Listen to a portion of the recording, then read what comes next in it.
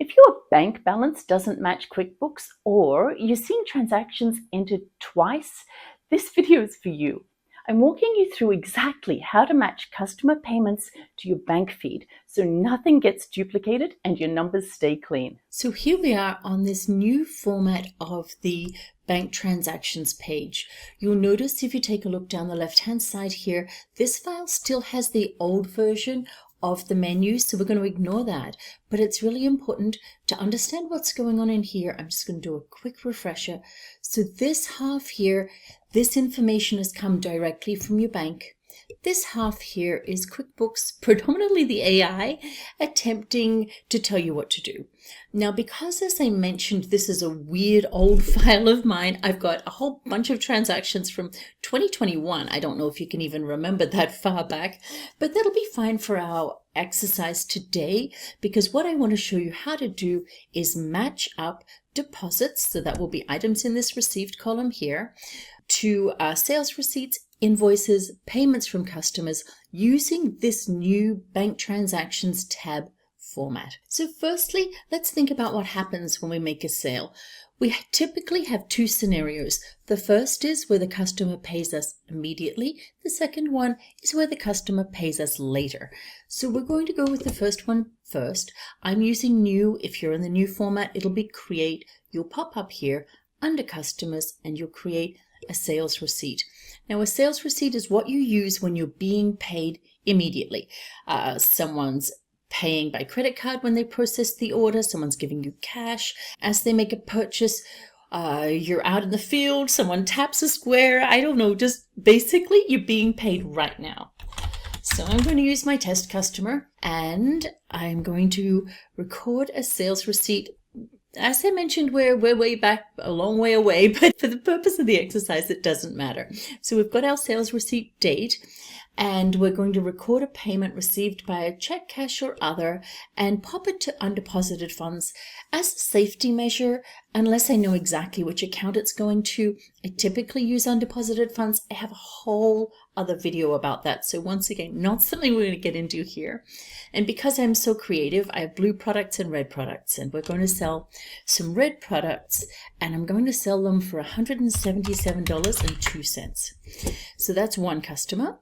And it says record and close or record and new. So now I have another customer coming into my store, or maybe it's just going to be my same customer. My test customer wants something else. So I'm going to now sell them a blue product. Perhaps they went somewhere else to check the price and now they've come back.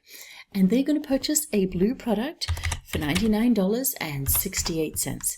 So once again, the sales receipt is what you use when someone is paying you immediately. So we're going to record that transaction and close. Now let's take a look and see what happens on our bank transactions page. At this point in time, nothing.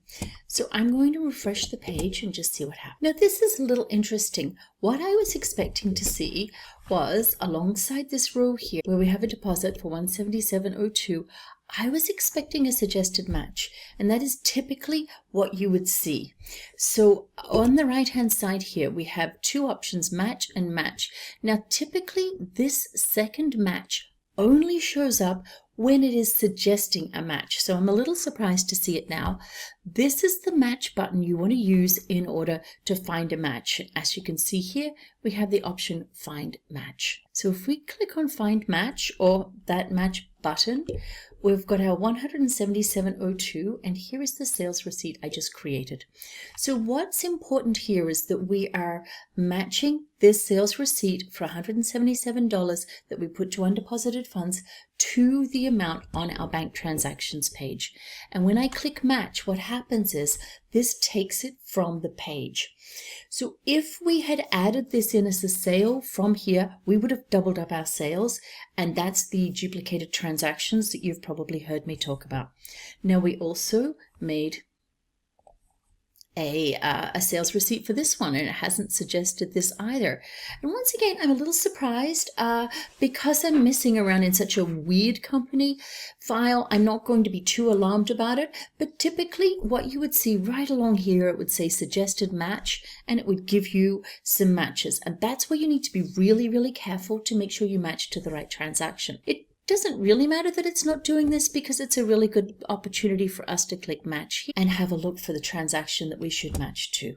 Once again, you're going to be wanting to look at your dates and making sure you're matching it to the correct thing. So here we say match. Now the other scenario that we have is when somebody pays you later.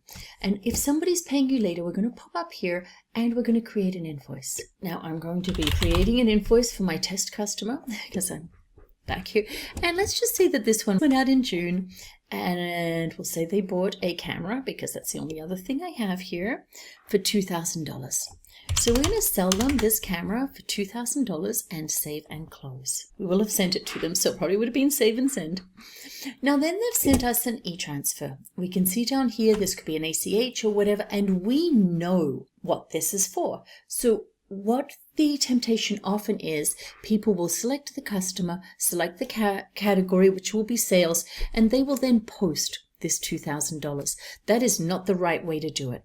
The correct thing to do is to match to that invoice. So we click match again.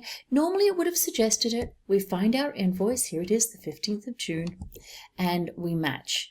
Now what we've done by matching to the invoice is we have paid the invoice and we've put the money into the bank. So if we go and have a look at the transactions for our other test customer, you'll be able to see what we've done. So we have these, I guess actually 5 transactions. Take a look here. This is what we've just created for this particular customer.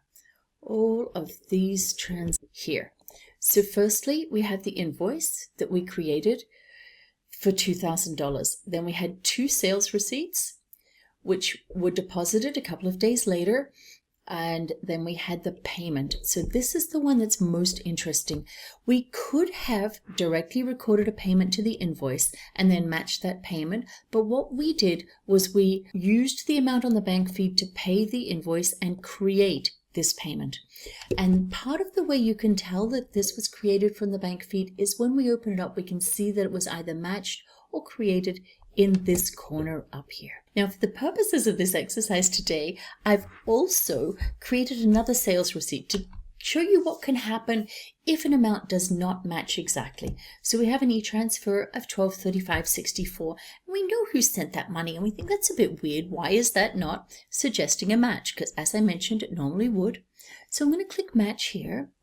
I'm going to scroll down, and here I see my wholesale customer has a sales receipt for $1235.65, but for some reason they have only sent us $1235.64. Now I will have checked to have made sure it's the correct person.